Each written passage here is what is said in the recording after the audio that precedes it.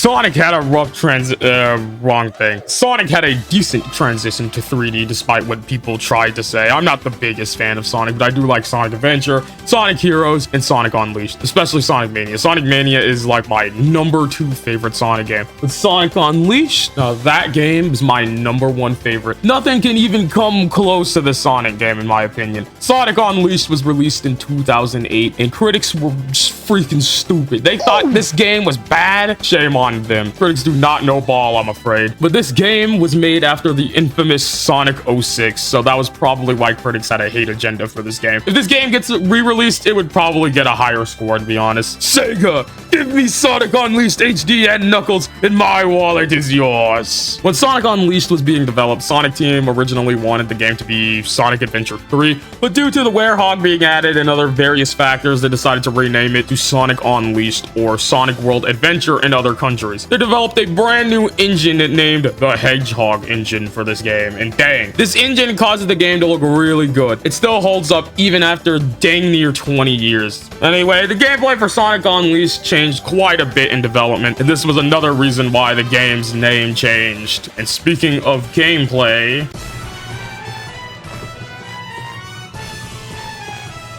Sonic Unleashed was the beginning of the boost to gameplay, for better or for worse. Okay, not really, because I forgot that Sonic Rush had the boost to gameplay, but okay, I mean, 3D Sonic game with boost gameplay, whatever. It was great in this game, but it somehow downgraded over time. I don't know how they did that. Anyway, Sonic Unleashed plays nothing like the Sonic Adventure games. Sonic basically runs in a straight line, which sounds bad, but the levels in this game are actually well designed and aren't really straight lines, which is cool. But you press X or square to use the boost, which makes Sonic go, well, super fast. Boost in this game has stuff that the newer games don't have, like Sonic being able to magnetically collect rings. He can't do that anymore. And using the boost to kill enemies, he can't do that anymore. Why the heck did they nerf him so hard, man? Oh, well, besides boosting, rail grinding from the Sonic Adventure games and the other games returns, and it's much better than it was in Sonic Adventure 2 and Heroes and 06 as well. But it's also technically more limited, but I think I liked Unleashed rail grinding more than whatever the heck the Sonic Heroes rail grinding was. Rail grinding is used throughout the entire game. Some of the most iconic sections in this game are rail grinding segments, and rail grinding in general allows for some good set pieces when done correctly, of course. Dude, I've said rail grinding like 7 times now. Yikes. Another thing that returns from the adventure games is homing attacks. Yet another thing from the adventure games that was improved. Homing attacks work way better in this game thanks to the reticle. And one issue I hear people bring up is the fact that the boost and the homing attack share the same button. I don't think it's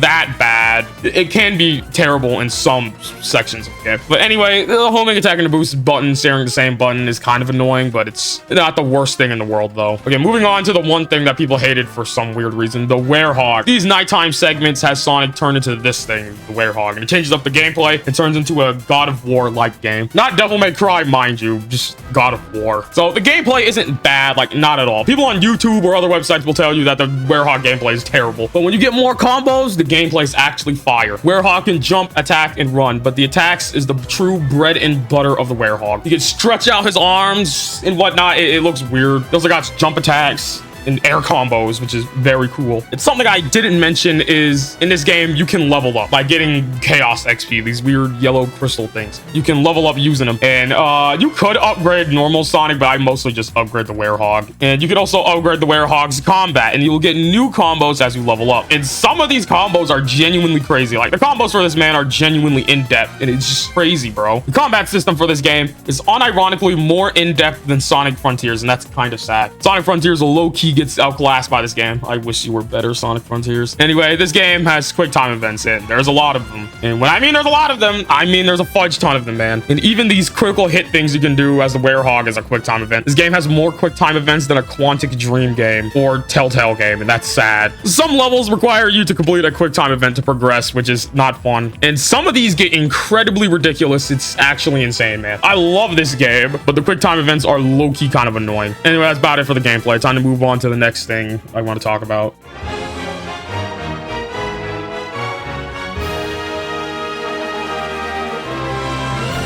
So Sonic Unleashed begins with the best cutscene in any Sonic game. This cutscene is like movie grade quality, bro. This cutscene shows Eggman with a whole fleet and he's about to do something, and Sonic comes in to stop him. It turns out it was a trap. Eggman wanted Sonic to go super and follow him just so he could use the power of the Chaos Emeralds and awaken Dark Gaia, a weird mystical being who awakens every 1 million years to break the earth into pieces. And Eggman woke him up early just so he could use his power for Eggman Land. What is up with this guy in Eggman Land, dude? Like, for some reason, he's always wanted to make this goddamn theme park. I think he's wanted to make it since, what, Sonic Adventure or something like that? But yeah, anyway, Sonic becomes a werehog thanks to Dark Gaia's energy, and Eggman sends his tail back to Earth. And when Sonic is sent back to Earth, he meets Chip, this weird guy. I'll talk about him later. But now Sonic embarks on a journey to recharge the Chaos Emeralds and fix the Earth. Plotline for this game genuinely sounds like it would have been a movie. Man, I would have loved a fully animated Sonic Unleashed movie. Anyway, after the first cutscene, you get to play the first stage, which is Windmill Isle Act 1, which is basically just a tutorial stage, and there's nothing much to it. It's also mad short. But after the tutorial, you get introduced to the hub worlds, and there's quite a lot of them. There's one for each country in the game. And so the first country in the game is Apatos. This place is the tutorial world, and it's pretty easy for the most part, and the levels here are relatively short. The first level is the tutorial level, like I mentioned before, and then you get a second daytime level. These levels also feature the most iconic music track in the game. It's also the most overused track of all time. So many people use this dang song in their videos, man. But anyway, this game looks great, man. Like I said this before, but this game's graphics still hold up, dude, and this level is proof of that. And I'm gonna say it, I think this game looks better than Sonic Frontiers. It's kind of crazy that a game from 2008 looks better than a game from 2022. Now, you probably wonder why I keep bringing up that game. Well, they're kind of teasing as if Frontiers was a sequel to Unleashed, but yeah, I was severely disappointed when I played that game. But anyway, level 3 is the first werehog level, and man, I don't really understand why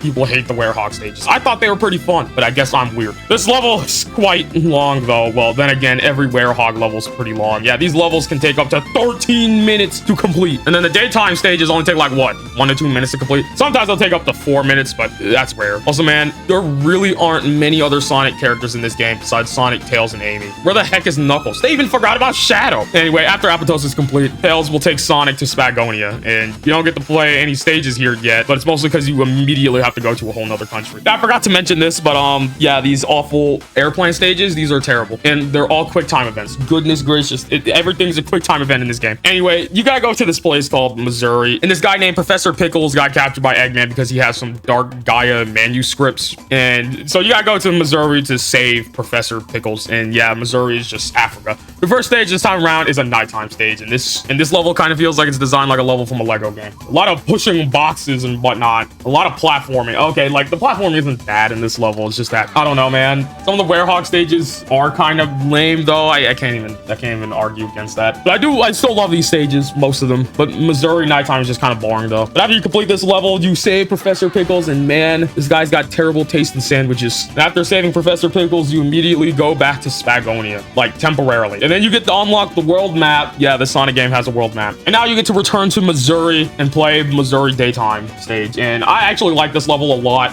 but I think it is really short. Like, I think this is like one of the shortest daytime stages in the game. I feel like some of the other ones are pretty long, but this one is kind of short. And now after Missouri daytime, you get to fight the Egg Beetle, and this boss can be easily defeated with this tactic just by boosting into him several times, and you just deplete his health so easily by doing this. Then after this, you know, you get to go to the first Chaos Temple. I actually don't know what they're called, but it's a temple where you get to restore the Chaos Emerald's energy and fix the planet. And you gotta go to these like multiple times in the game. Not like the same ones. I mean, you gotta go to multiple different ones in some other countries. I think almost every country in the game holds one of these temples except for Empire City, but that's a later level. But after doing this, you get to go to Spagonia Night. I don't remember why you go here, but I think it's because Professor Pickles says there's a temple here, and you go here to collect a key. I think it's one of those keys that unlock the temple for the Chaos Emerald. And then you gotta go to this other place. It's like I think it's like Alaska, basically, Holoska or something like that. You gotta complete a daytime stage here to unlock another key, and the daytime stage is pretty good. I forgot to mention about Spagonia Night though, but Spagonia Night is also a pretty good stage too. It's very long. Like, once again, a lot of the werehog stages are very long,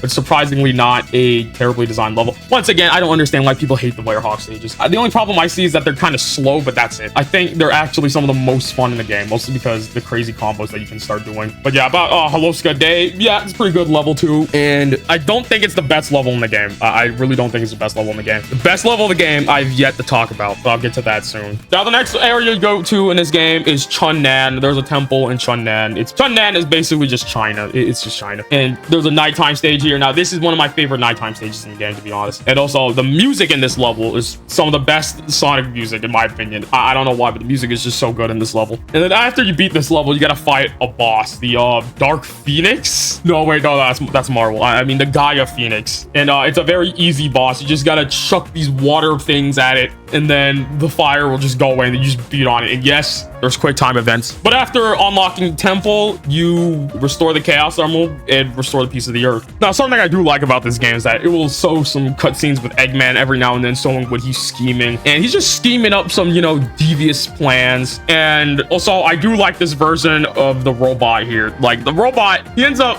turning red in a later game. I think it was Colors, right? Yeah, he gets turned into Orbot. And Eggman basically lobotomized this guy because he's not sassy like he was before, like in this game. Like, Orbot was extremely sassy in this game. Like, he would just keep disrespecting Eggman. It was like hilarious, but I'm kind of sad that he's not like this anymore. Now, Eggman, he has to collect every piece of Dark Gaia so that he can restore Dark Gaia's energy so that he can power up Eggman Land. And I still don't get why he wants to make Eggman Land so bad. Anyway, after completing Chunnan, nighttime, it's now time to go to the daytime version. And this is one of the best levels in the game, in my personal opinion.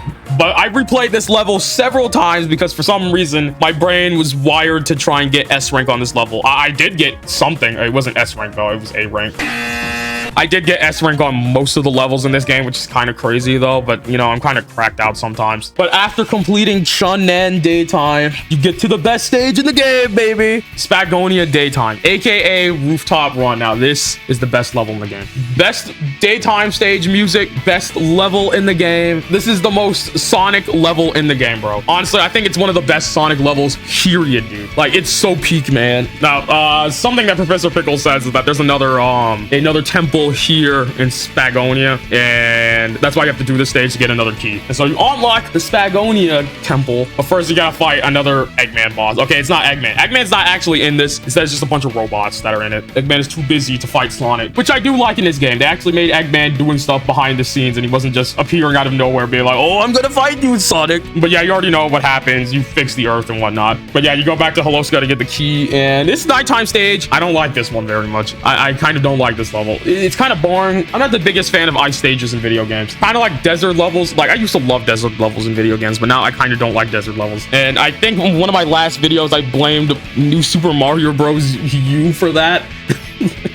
I don't know why, but ever since I played that game, I just don't like desert stages as much as I used to. And after something I played, I don't like ice levels that much. I'm trying to think what game it was. I think it might have been Dark Souls 2 on why I don't like ice levels anymore. But anyway, yeah, Holoska nighttime is not very good. Too long, kind of boring. And you do get to fight a boss, but this boss kind of sucks. You got to chuck these ice capsules at these weird clones. I don't know if these are clones or these like multiple heads. Or these the babies. I don't fudging know. But yeah, you just chuck these ice things at them and you beat on them until the force field disappears, and then when the guy slams his head on the ground, then you throw the ice capsules at him, and then you kill him.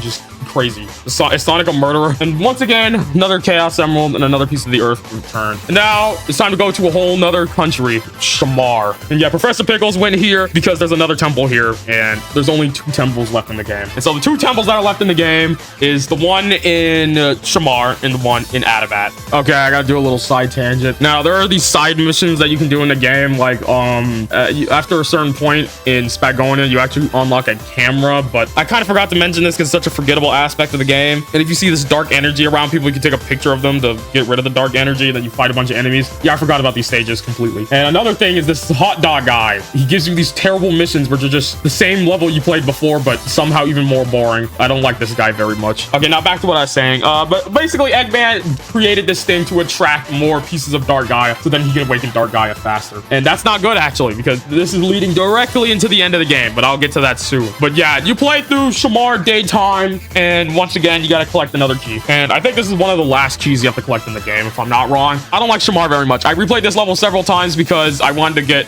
S rank, but once again, I just failed. I don't know why, but Shamar Daytime is incredibly hard to get S rank on. And I didn't even die much. I got so much points and whatnot, but the game still gave me a C rank. How? The ranking system in this game is probably like the worst one in the Sonic game. There's something weird about it, man. Anyway, moving on to my actual favorite, number one favorite Werehog stage, Empire City Nighttime. Empire City Nighttime is my favorite one. I don't even know why you have to play this in the story mode, but yet you do. You don't even have to collect the key. There's no temple here either. Empire City is just kind of a not meaningful stage in the story mode, but it's still a great stage though. I think this is my favorite nighttime stage. But you know what's not my favorite nighttime stage at all though? Shamar. Shamar Nighttime is terrible. This is the worst stage in the game. And you know what I do every time I play the level? I use a speedrun strat and I flip through the door here because I don't ever want to play this level. This level fudging sucks, dude. And you know what? This reminds me. I kept glitching into stuff this entire playthrough of Sonic Unleashed. Now, it's probably because I'm playing the recompiled version on PC. And in the recompiled version, you can up the FPS from like, you know,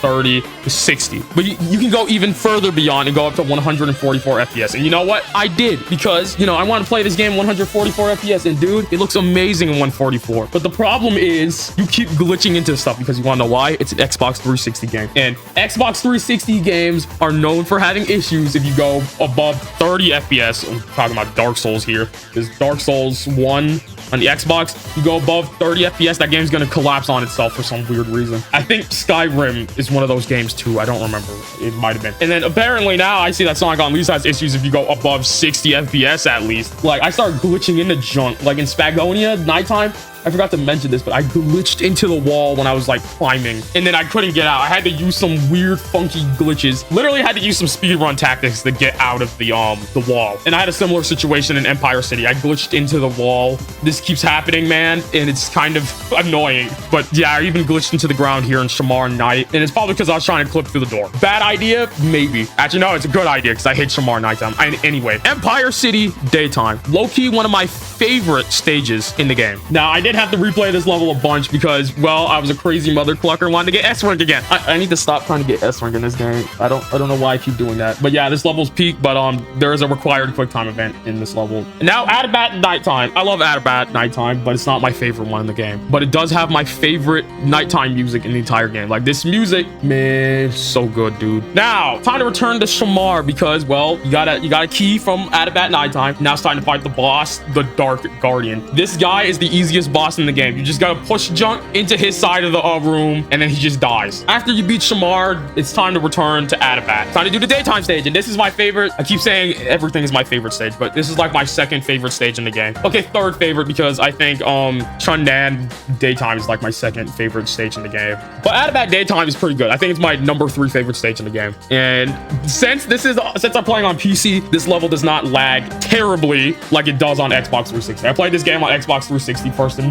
man, this stage chugs so hard, bro. I wouldn't be surprised if my Xbox started smoking when playing this stage because the graphical fidelity is at an all-time high in this stage, dude. It's crazy. And after completing Adabat Daytime, you gotta fight another version of the Egg Beetle. I got nothing really to say about this boss. It's just incredibly easy. Then you go to the final temple and you learn more about Chip here. Chip is actually Light Gaia. He's the light side of Dark Gaia, and he basically fixes what Dark Gaia destroys. And yeah, that's basically it. Yeah, they only give him character development at the end of the game, which is kind of sad. And now after beating that final stage, it's time to go to the actual final stage in the game, Eggman Land. Now I do like Eggman Land. I don't think I got an S rank on this stage, but I got an A rank. Eggman Land is incredibly long. This level took me 30 minutes to complete. Okay, no, it took me 23 minutes to complete. But man, it's a long stage though. It's so long, dude. But it's not a bad stage. I do like this level a lot. But yeah, Eggman created this place because of, I don't know why he created Eggman Land. But yeah, like I mentioned earlier, all the cutscenes about him talking about Dark Gaia and trying to use his energy, right? It all led to him creating Eggman Land. So I probably should have mentioned that in the beginning, right? But this level is not bad at all. I'm not gonna say it's the best level in the game. It's definitely one of the better final levels in a Sonic game, in my opinion. I feel like some Sonic games have some kind of iffy final levels. Like, man, okay, Frontiers doesn't even have a final level though. Sonic Colors final level is awful. Not a big fan of it. Sonic Forces, I mean, has an awful final level too. Generations final level. What was it again? Wasn't it just Rooftop Run? No, wait, no. The final level Sonic Generations was stupid. Planet Wisp. Planet Wisp should have been the final level of Sonic Colors, to be honest. That would have been a better final level, to be honest. But no, Sonic Generations final level was lame. They should have had something else as the final level. Now, Shadow Generations final level was also pretty lame too, in my opinion. I feel like the older games had better final levels. Like, you go to Sonic Heroes. I like Sonic Heroes final level a lot. What was it? Final Fortress? That level was cool. But every other Sonic game doesn't really have that good of a final stage. Maybe except for the 2D games. But this level, probably the best out of the final levels in the games. And you also switch from normal Sonic to, what was it? Werehog Sonic throughout the entire stage. And there's also some cool strats you can do. Like, I didn't know this tunnel existed that allows you to just skip some of the Werehog sections in the stage. If I knew this, I would have rated this level much higher back in the day when I was younger and played this. Now it's time to move on to the boss of the Eggman Land. Boss of Eggman Land is, of course, the Egg Dragoon. You fight him as the Werehog, which I do like. I feel like this version of the boss is not very good. I feel like Generations improved this boss. Actually, never mind. Generations version of the boss is not that good either, but once again, it uses quick time events. There's so many quick time events in this game, dude. Some bosses are entirely just quick time events. Like, unfortunately, the final boss. Yeah, the final boss is Dark Gaia. In the first phase of Dark Gaia, you have to use the Gaia Colossus because Chip called all of the temples to come to him. And then he builds like kind of a mech kind of thing, you know, man? And he uses it to beat on Dark Gaia. And it's a pretty cool segment, but unfortunately, it's all quick time events. Now, there are these sections where you play like a daytime stage kind of as Sonic to beat on Dark Gaia's eyeball. And that's kind of nasty, to be honest. But then after this, you fight perfect Dark Gaia. Sonic becomes Super Sonic and fights perfect Dark Gaia. I'm gonna be honest, this is one of the better final bosses from a Sonic game, to be honest. I feel like some of the other Sonic games didn't really have too good of final bosses, but this one, probably my favorite. And you know, it might be biased, to be honest. It might be biased. But the only problem with this boss is that, yeah, quick time events. Yeah, you gotta press X 60 times. But after that, the Gaia Colossus punches Dark Gaia in the face, and Sonic just speeds right through his head. And that is the end of the game. Well, kind of, yeah. It is the end of the game. And the ending shows that Sonic loses super form, and then Light Gaia or Chip takes him out of the center of the earth and puts him on top, you know, on the surface. And then the game ends right how it begun. And that was very cool, to be honest. And yeah, Chip is dead. The poor guy. Okay, he's not dead. He just went back to sleep. Also, Sonic never wears this bracelet ever again. Yeah, that was the end of Sonic Unleashed, and it was very good.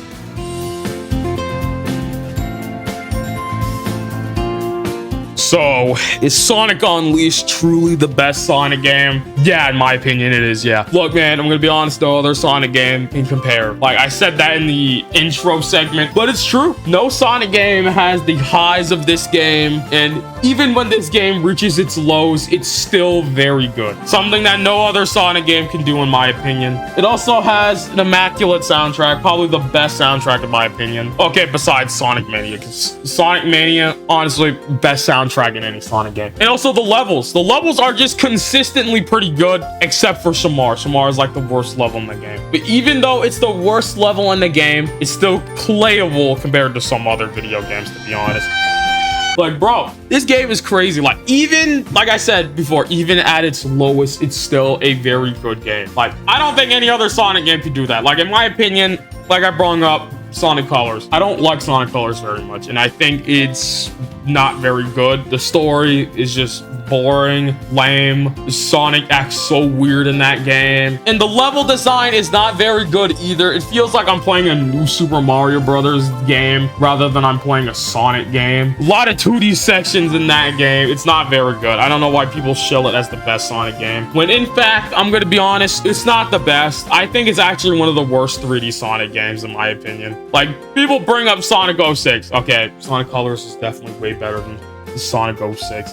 But, okay, Sonic Colors is still better than Sonic Forces, in my opinion. At least the story is way better than whatever Sonic Forces had. But I still think that Sonic Unleashed is the best one. Now, one game that kind of comes close, in my opinion, is probably Shadow Generations. Shadow Generations doesn't really have any lows at all. Like, it stays a pretty consistent experience throughout the entire game. The bosses are very good. Like, that game has some of the best bosses in a Sonic game, in my opinion. And I think it comes pretty close to Sonic Unleashed, but not too close, because the final level just sucked, to be honest. Like, I'm gonna be honest. Radical Highway, I think that should have just been a normal level rather than the final level. I feel like the final level should have been something cooler, something more unique. That's why I still think Sonic Unleashed remains on top. Why I don't mention Sonic Mania, because Sonic Mania is a 2D Sonic game. I'm mostly talking about the 3D Sonic game. But in general, Sonic Unleashed is just the best Sonic game, in my opinion. I know people are going to bring up Sonic Adventure 2 or something, but I still think Unleashed is better than that game. If I were to rate Sonic Unleashed, I would give it a clean 9 out of 10, which may seem too high to some people, but fudge off, it's my opinion. But well, that's about it for me, dog. I'm out of here.